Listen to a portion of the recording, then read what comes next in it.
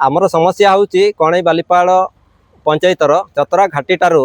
बालीपाल पर्यंत 10 किलोमीटर रास्ता माने डीएमएफ अनुदान मंजूर होती किंतु से रास्ता कार्यक्षम हो पारना से आम बारंबार ग्रीवांश को आसी अभियोग देउछु किंतु ता कार्यक्षम हो पारुनी। आज भी आम कलेक्टर को भेटू बोली आशा रखी 35 किलोमीटर दूर को आसिकी ग्रीवांश रे किंतु ता संभव है ना। से एडीएम सार बीडीओ सार को कहला यहाँ डीएमएफ माने समस्या या प्रति कार्यानुष्ठान नेब बोलिकी तापरे आमे कहलु ना आमे डायरेक्ट जेहेतु एत दूर आसी आमे कलेक्टर सार को टिके आमे देखा करिवु कोठी कौन अटकी जाइछि कौन समस्या होइछि से विषय टिके आमे बुझिकी जीवु। तापरे से कहला ना आमे लिखिकी दउछु। तापरे आमे पचारला बेलको वीडियो सार कहले ना एटा फॉरेस्ट एरिया पर से माने क्लियरेंस दउनांती जदि क्लियरेंस दउनांती ताला आमे कलेक्टर सार को कहितिले से अनुसार से डीएफ सार को डाकी तांता तापरे से माने डीएफ सार कोन तांकर मतामतटा देई थांता सेटा आशा रखिक आसथिलु। माननीय जिलापाल दीर्घ 3 मास पर आम ब्लॉक को आसछन्ति अनेक तो समस्या रही वर्तमान सुशासन जो चली राज्य रे एवं केंद्र सरकार रे सबका विकास सबका साथ सबका विकास से कार्यक्रम आम जहाँ पाइबा कथा प्रकृत में पाइपारूँ। मरेगाँ रे अनेक समस्या रही समस्या भितर बर्तमान मरेगाँ छकरे गोटे विश्राम घर अच्छी जहाँ बर्तमान किसी दुर्बृत्त द्वारा अकुपाई हो रही। माननीय सरपंच महोदय एवं मु आसी ये ग्रीवांश देचु एवं ताहा मुक्त करागले आमे बहुत यात्री तार उपकृत हेबे। मरेगाँ छक एक संवेदन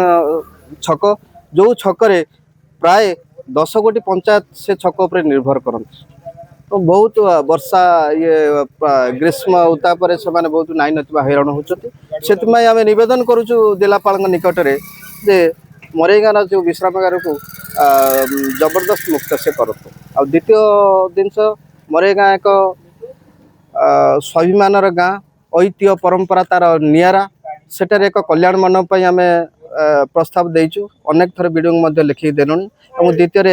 एक साहित्य संसद अच्छी दीर्घ 10 वर्ष है कार्यकारी रोचे ता सरकारी भाव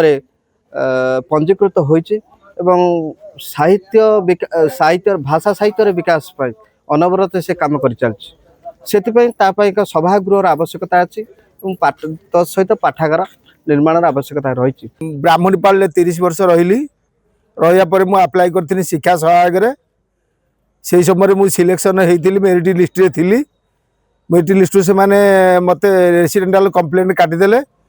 किंतु मोर सब डॉक्यूमेंट से थाई माने से माने आ सुनले नहीं जो जो ऑफिसर सब महल शिक्षा सहायक सब ऑफिस रे जाकि मु जनइली से माने किछि मो कथा सुनलेनी ता 2 वर्ष पर मु हाईकोर्ट गली हाईकोर्ट करे ऑर्डर आसिला से माने भी तथापि 3-4 थर हाईकोर्ट करछि से माने सुनलेनी एई थर हाईकोर्ट आसीछि जे 4 मास भितरे आको चाकरी दिया जाऊ किंतु 2 वर्ष होला से ऑर्डर आसी जे माने सुनु नांती कि मानु नांती सेटा जणिया पाई मु एठी आस्तिली कलेक्टर जणइले कलेक्टर लिखिक नहीं कोन किछि रिप्लाई देई नांती मते